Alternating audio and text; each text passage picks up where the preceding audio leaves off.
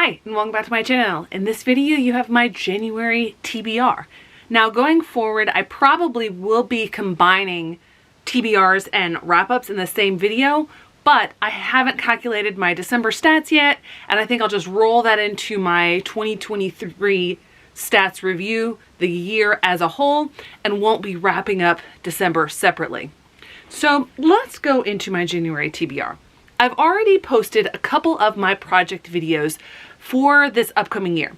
I think that my TBR is going to go up before my goals video, which is an interesting order, I know, but that's just how I'm filming and editing these videos.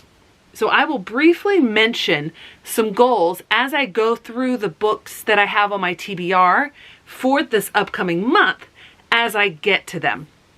One thing that I do want to incorporate into my TBRs going forward for this year is to make them a little less rigid than they have been. I'm very goal oriented, and if I put something on my list, I want to read it, I want to tick it off that list, and sometimes I look at the books that I put on my TBR for the month and I go, I don't want to read those. And then I don't exactly get into a reading slump, but I'm just not as motivated to pick them up. So instead, what I'm going to do, there are going to be some, what I'm going to call obligation reads. Obviously, I'm not obligated to read them, but these are ones that I want to read. They're helping me meet different goals, etc. And then I have two other categories where I have several books on the list that would help me meet that goal, but I'm going to leave it open to choose from whatever I'm in the mood for from those various books. Let's get into what I'm actually going to be reading this month. First off, I have not yet filmed my Buzzwordathon video because the Buzzwordathon announcement came out right before I went to the beach, and then obviously I was away from my home library. I wasn't able to get a lot of these books, so that video will be going up a little bit later. So the first book on my TBR this month is the January Buzzwordathon book, and that is specific word, the version of there, either T-H-E-Y apostrophe R, T-H-E-I-R, T-H-E-R-E. One of those versions. So I've chosen the last one, and that is T-H-E-R-E. This is, I think, a memoir, if I'm remembering correctly. It's called I Was Born There, I Was Born Here. This is a library book. I'm going to try to mention where I acquire these books as well. And the reason that I chose this one, it's been on my TBR, but this is very timely. It's by a Palestinian author, and it's talking about returning to his home for the first time since exile. And it's sharing the story of the displacement in his birth and belonging to a place but not belonging to a place, and I just thought this was really timely. So speaking of that, I'm actually going to go into the two books that I have on my 24 and 24 because those are thematically related. And one of these, I think I meant to put on my actual video that went up, but accidentally, like, I hadn't gotten the book yet, and so I forgot and replaced it with another one. Obviously, I'm going to take off one of those that I had on that list. I don't remember which one, because I really want to read this one, and that is a very short book called Minor Detail. This one has been in the news a lot, especially lately, because the author of this book was supposed to receive an award at some sort of literary festival in Germany. The attack of Hamas on the Israelis and the ongoing Israeli genocide on the Palestinian people had started, and the festival or the award givers said, oh, no, we don't want any controversy whatsoever, so we're not going to give you your award because you're Palestinian. Which a lot of people got up in arms about this, and there's been a lot of outpouring of support for this author, for this book. It was actually back ordered. That's the reason I didn't have it right away when I filmed that video. But I'm really intrigued. I've heard that it is very hard-hitting. It's excellent. It's obviously award-winning literature. It's based on a true story. There was an event that happened with a Palestinian girl and Israeli soldiers, and it was covered in the news, and then another character comes across the news article and is struck by these minor details, hence the title, listed or not listed in this story, and I know it's going to be hard hitting. On the other end of the spectrum, lengthwise, we have A Problem from Hell, America and the Age of Genocide. Obviously, I had to put this one on my list, and when I was looking at the 24 that I could have chosen from, obviously this is going to be the one that I choose. It's going to be hard hitting. It is over 400 pages, but I'm really intrigued to get to this, to see the correlations, the unfortunate parallels, because this was written in the early 2000s, and here we are approaching 2024, ongoing genocide, and what is America doing? Not stopping it. That's the most positive way to put it. Moving on thematically from that, we have the series that I'm going to start, and this one I'm really excited about because I've heard really good things about this series from Murphy and Appear.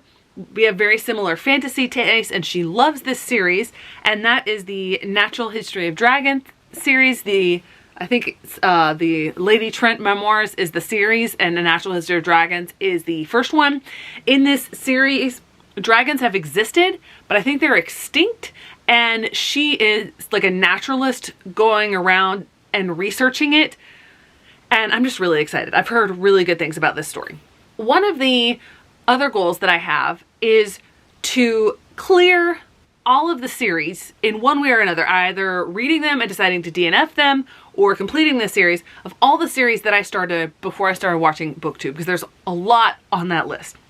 And so all of the series that I'm going to tackle this month, besides the Lady Trent Memoirs, are from that list. And so I think one of the things that was keeping me from completing some of these series is that they're longer and that they're not just one book. And I was sort of obligating myself to finish the entire series within that month. I'm not doing that anymore. My plan is to make progress, as you saw in those videos, to make progress in at least one, preferably two of those series each month, and try to complete one. And the two that I had on my list originally, because I was making this list away from my home library, I realized I don't actually have the books that I need to complete those series. So I had to do some last minute shuffling. There are two series that I want to make progress in. One is the Sisters Grimm series. There are 9 more of these that I need to read. So I might be able to make a lot more progress on these if I discover that I really enjoy them, because they are middle grade, they are fairly short, but this is book 2 in that series. And this will help me decide whether or not I want to continue in this series. A series that I know that I'm going to want to complete because I love everything that this author produces, that is the Front Desk series by Kelly Yang, and this is book 2, 3 Keys. So those are the two series that I want to continue on in. I had 2 series that I wanted to complete. Because I couldn't find either of those last book in the series, apparently I don't have them, I've decided to just choose another series and complete that, and there are 2 books for that, and that is the Snow Like Ashes series. We have Ice Like Fire and Frost Like Night. I remember really enjoying the first book in this series, and I didn't read it too long ago, so hopefully this will be a good option for me. Those are my 8 obligation reads. The other 2 categories that I have that are going to take up the bulk of the rest of the books that I read are 2 things. One that's going to help me meet a goal, one that I'm just really interested in. The one for the goal are my ARC reading copies. And that's because I have a lot of books that I am way behind on. I have been better about this. I haven't been requesting a ton of those, only requesting and automatically getting granted access to the Rick Riordan Presents imprint. Oh, I just realized I don't have those 2 books over here. That reminded me that I am also going to try to read through all of the Rick Riordan imprints books, and that's going to require several books read. This I think is part of a series, but they're companion novels, and that is Tiger Honor by Yoon-Ha Lee. I read Pearl Hunter, I think was the first one. It doesn't have it in here, but this is considered part of a series, so that's going to help with that other, my series completion goal. And then starting a new series, we have Paula Santiago and The Force of Nightmares by Taylor K. Mejia. So that's another one of the goals that I am going to try to do every month let me backtrack a little bit. I have 10 books over here. I'm going to go through those really quickly before I get into the other groups. So I have my Buzzwordathon book. I have my two 24 and 24 books. Obviously I need to read 2 of those per month. I have my series that I'm going to start. I have 2 series that I'm going to continue in, 1 series that I plan to complete, and 2 books to read in the Rick Riordan Imprints project. That's the first part. Now, the thing that reminds me is the ARC copies. I've fallen really behind on reading those, but I've been better at not requesting new ones, and I want to get caught up. So obviously I'm going to start with getting my hands on all of the ones that I have physical copies of. So I want to get through all the ones that I have physical copies to or access to, and I've been requesting them through the library. Obviously there's going to come a point where I'll need to read them the way they're intended, electronically through NetGalley. Once I get caught up, I might consider requesting more. I might not. I haven't decided yet. There are 2 of them that I actually have physical copies of and that I own, and I was really excited for. Don't know why I haven't read them yet. We have Her Radiant Curse by Elizabeth Lim. This is a prequel to the 6 Crimson Crane series. I'm really excited about this one. And then we also have The Jasad Heir by Sarah Hashem. You will see this again later in another category. The rest of these are library books. And actually, when I went to pick these up, I was able to put one back immediately because I read it while I was at the beach. Wanted to pick up another one physically, so I chose to read the ARC because I have my Kindle there. So these are the ones that I have. Technically, one of these is not an ARC, not an early release, but I'll talk about that in a moment. So I have Charmed by Jade Linwood. He'll pick your pocket while he's stealing your heart.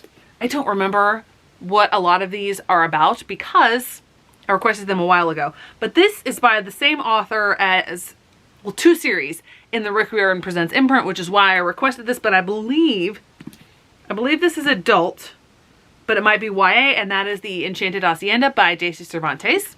Then this is the one where I have one that I got an art copy of and didn't realize that it was a follow-up or companion novel to another book, and that is a book by Margaret Peterson Haddix. So the one that's original was published in the 90s. Clearly, you can tell by this lovely cover. It was a choice. So it's Running Out of Time. This is very short. The one that I requested is Falling Out of Time. And I did not realize that this was connected in any way, shape, or form until I started reading. I'm like, it says a companion novel, and sometimes companions you can read without reading the other one, but I figured this is short enough, I can read this one too. Then we have Hope in the Valley by Matali Perkins. This, I believe, is middle grade. We have The Embroidered Book. This was published in the US a lot later in the year. This was actually one of the Goldsboro books from just before I started getting that subscription. And I've heard really good things about this, so I'm intrigued by it. It's thick, it's very big, but we shall see. And then we have The Pomegranate Gate. So those are the ones that I have physically. Am I going to read all of them this month? No. But these are the ones that I'm choosing from. The next section that I'm going to be choosing from are other books that I own that were on the Goodreads Choice Awards list. Obviously the list that I did not read because I've read all of those. Finally finished that. That reminds me, that's another video that I need to get up. I want to read all of the books that I own that were part of that list last year. And that actually is a significant number because a lot of the books on the Goodreads Choice Awards are Book of the Month selections, and I've chosen them. So here we go with the ones that I own and will be choosing from, deciding what I'm in the mood for. Maybe I'll make a themed reading vlog, maybe I won't. But the ones that I'm going to choose from, I have them split up into categories, and I'm going to go from smallest categories to biggest, at least smallest that I own. And first off, we have nonfiction, and I have The Wager by David Grann. I do want to continue on with nonfiction, so this may be one that I pick up this month. Then we have sci-fi. This is one of my Illumicrate books, and that is Some Desperate Glory by Emily Tesh. I much prefer this cover because it does not have a person on the cover. Then we have the Romantasy category. Yes, I own some of the Romantasy. A lot of people think that The Jasad Heir should not be on that list. If I choose The Jasad Heir, which I probably will because I also have the audiobook of it, that'll, you know, 2 birds with 1 stone there. And then we also have The the Hurricane Wars. Next up, we actually have some that are the mystery thriller.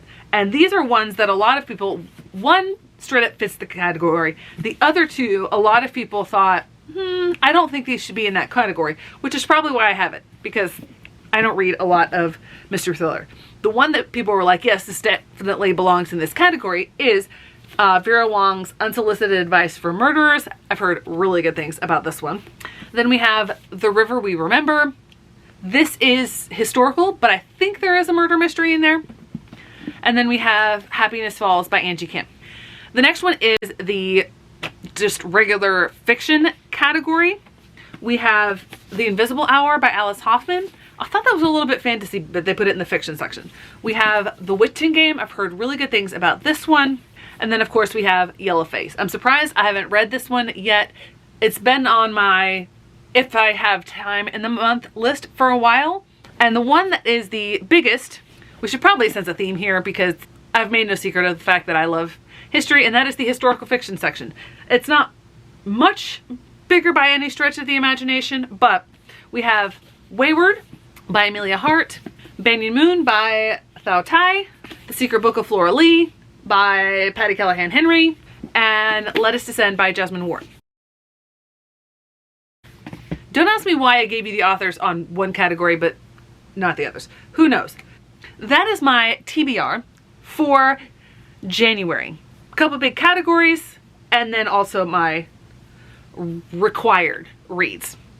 It's a good thing I didn't try to fit a wrap up in here too. This was a lot, and I'm a bit scatterbrained. Thanks so much for watching. I hope to see you in the next one.